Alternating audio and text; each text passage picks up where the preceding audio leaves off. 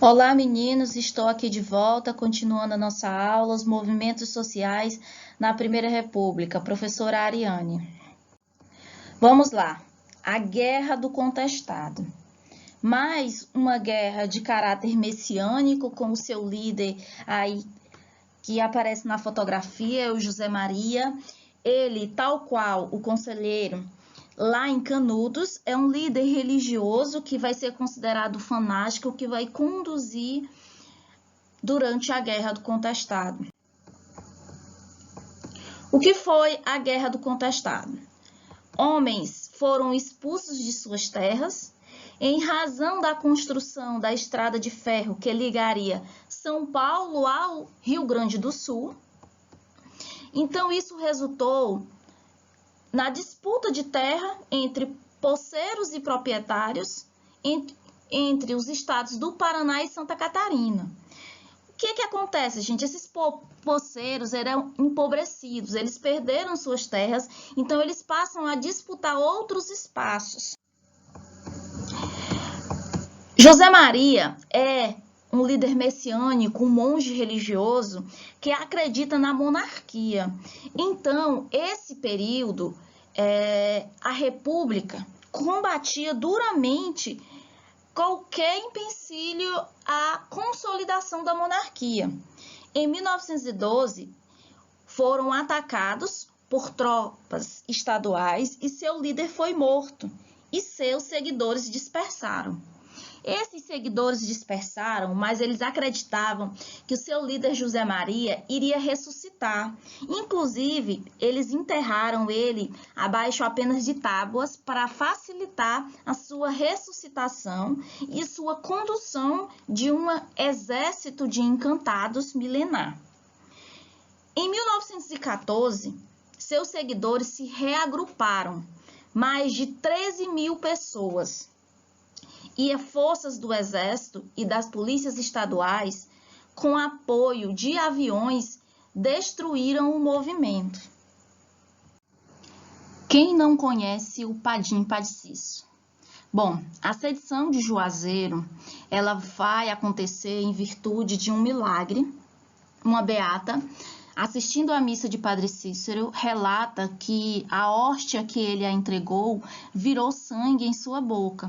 Daí aumenta o prestígio e poder religioso e político de Padre Cícero na região, o que não vai agradar ao poder político estadual, federal e principalmente ao poder da igreja. A devoção a um milagreiro não reconhecido pela igreja atacava os preceitos da igreja e do poder local.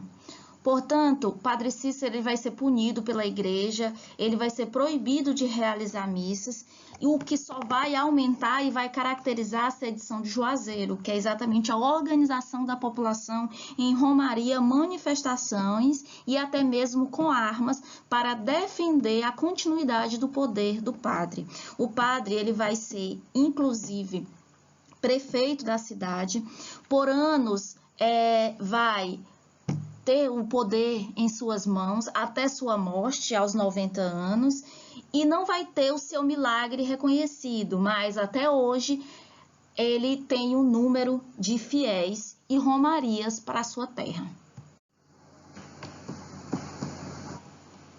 Acorda, Maria bonita, levanta, vai fazer o café, que o dia já vem raiando e a polícia já está de pé. Bandidos ou heróis? Bom, o cangaço foi um fenômeno de banditismo, de crimes e violência, ocorrido em quase todo o sertão do Nordeste, e ele já se inicia no século XVIII e só termina em meados do século XX, já lá depois do Estado Novo.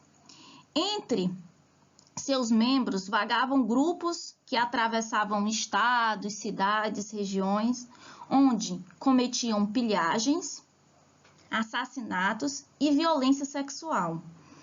Para muitos especialistas, historiadores, o cangaço nasceu como uma forma de defesa dos sertanejos diante da situação de grandes problemas sociais, da fome, da miséria, da violência e da ineficácia do Estado em manter a ordem, em aplicar a lei e em proteger seus cidadãos, né?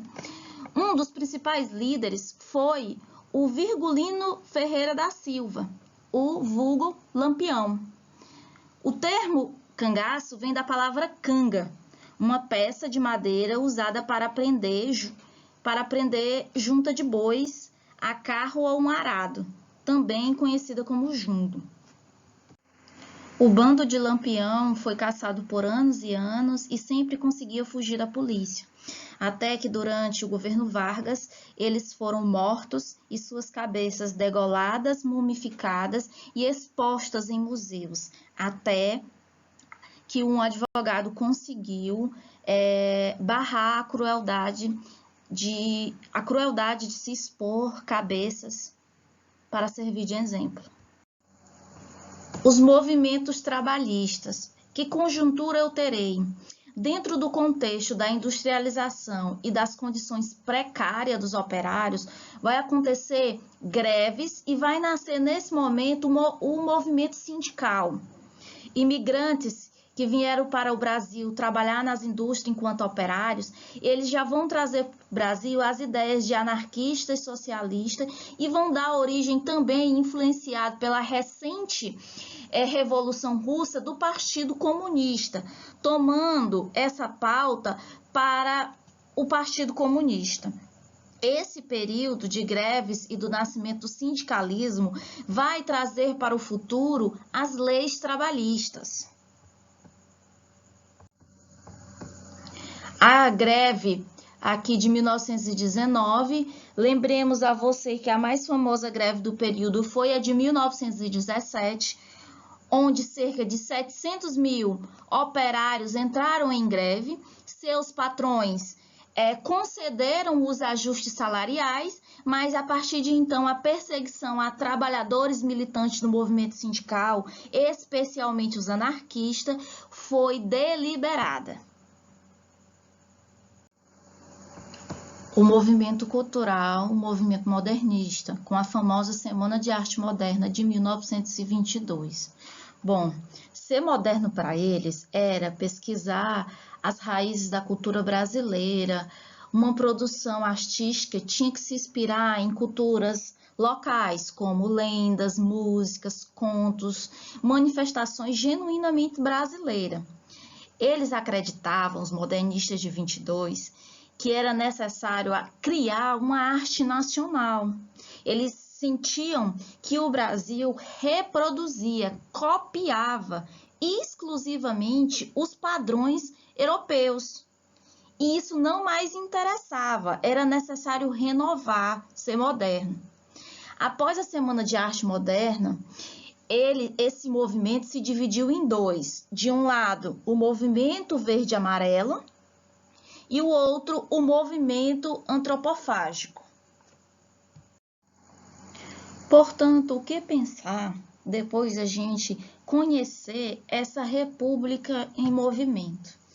Bom, a gente pode pensar desde os movimentos urbanos até os rurais, eles são reflexo principalmente do autoritarismo que se impõe sobre essas pessoas, principalmente sobre a sua vida cotidiana. Se a gente pensar ali na revolta da vacina, os corpos estão sendo rompidos pelo poder do Estado, mesmo que isso fosse algo bom. Vacinar para proteger de uma doença é maravilhoso, sabemos disso hoje, mas naquela época não, as pessoas não sabiam. E o que o governo deveria fazer, que depois fez? Educar, fazer campanhas educativas para o convencimento da vacinação e não impor de forma autoritária. A revolta da chibata é lembrar que já vivíamos uma república e tínhamos pessoas levando chibatadas no seu serviço. É lembrar de Canudos, é lembrar do contestado, que as pessoas queriam condições de vida para plantar na sua vida rural e não tinham terras. É lembrar com o cangaço que eles já bastava a inoperância do Estado, que eles queriam uma proteção, e se o Estado não dava, eles mesmos produziam. Por isso o questionamento, o imaginário tão grande em relação ao cangaço. Por que as pessoas hoje se vestem de Lampião se ele era um bandido assassino? Exatamente qual é o significado que está por trás do cangaço? É isso que a gente tem que pensar em relação aos movimentos sociais da Primeira República. Os movimentos trabalhistas também é um reflexo, é o nascedouro de uma pauta que ainda hoje nos é importante. É a defesa das condições de trabalho, a constante reivindicação por melhores condições de trabalho. As greves e um sindicalismo que surge naquele momento, hoje, por exemplo, estão altamente desacreditados, e isso vai custar muito a vida do trabalhador. O enfraquecimento das leis trabalhistas, se elas vão nascer naquele momento que a gente está estudando de Primeira República, agora ainda é uma pauta importante, né? E a assistência do Estado evitaria a crueldade, mas como é que esse Estado responde a essas reivindicações da sua população que ele deveria proteger? Em todos os exemplos que a gente estudou, foi com crueldade, foi com repressão cruel. Então, o que fazer, se a gente já sabe o que pensar? Eu acho que o que a gente deve fazer é ainda acreditar na justiça social, no poder da resistência. Lembrar, por exemplo, e aqui eu indico que vocês leiam o livro Os Sertões, de Euclides da Cunha.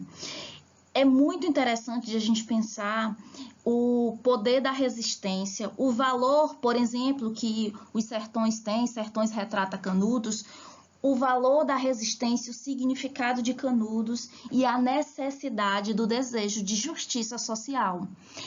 A vontade de justiça social deve permanecer em nossos corações e em nossa luta diária. Essa é a mensagem que conteúdo desse pode nos passar, para além de um conteúdo de marcar uma resposta.